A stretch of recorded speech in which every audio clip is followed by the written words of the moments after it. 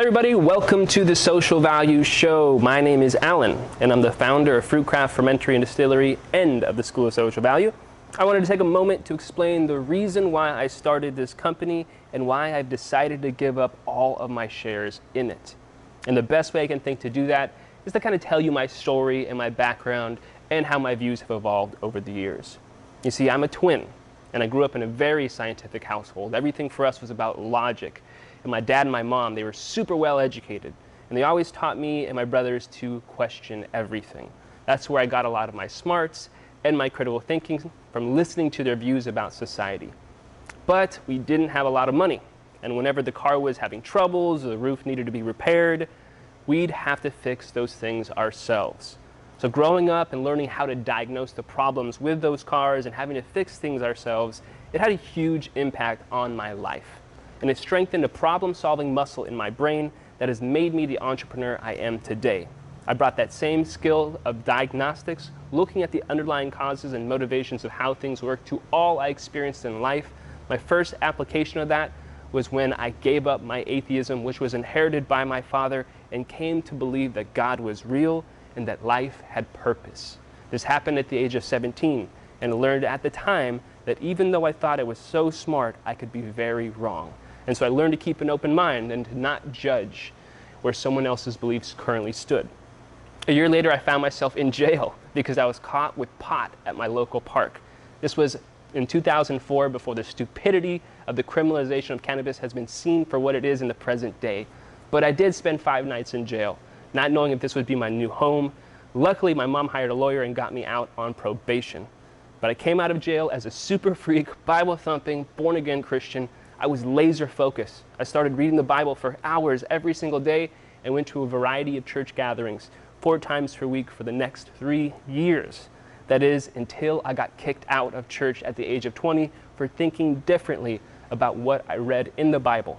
And as I mastered the Bible, it was obvious that the world that God wanted to see, a world of peace, love, and sharing, would only be created when we give more than we take. And that got me really concerned about an economic system that is built off of it's better to receive than it is to give. I'm talking about capitalism.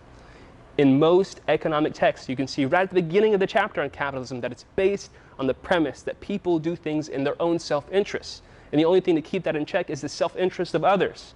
Now, I like the free market and all the tasty things it's brought to my neighborhood, but that seemed like a poor assumption to build an economic system on. That is, if you want to create a beneficial and non-destructive world. And it didn't seem to include the whole of my experience as a human. Yes, I could be predictably selfish, but at times I could be extremely generous. And what I found is that what motivates the free market matters. Why we do what we do matters. Do we really want to live in a world where the most selfish parts of the human experience are rewarded and incentivized? Isn't it possible to create a new system, one with new incentives that encourage participants to give more than they take?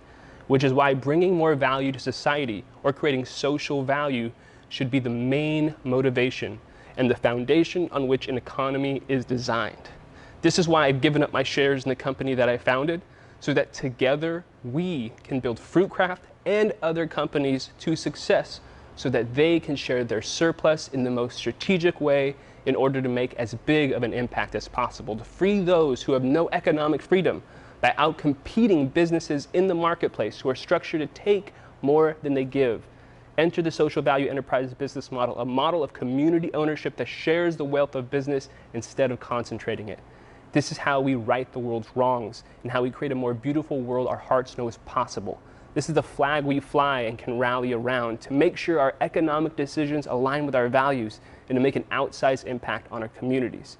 In practice, it culminates in what I call participatory economic activism.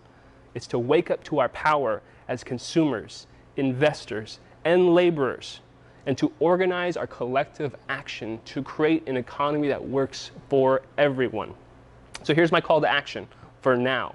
It's just to subscribe to this channel and to become an advocate of the social value movement. It's to like, to comment, and to share this video. In future episodes, I'll unfold how FruitCraft can be a catalyst and a vehicle for this movement, and how together we can create a more beautiful world our hearts know is possible. Until then, remember to do good and to share with others. Cheers.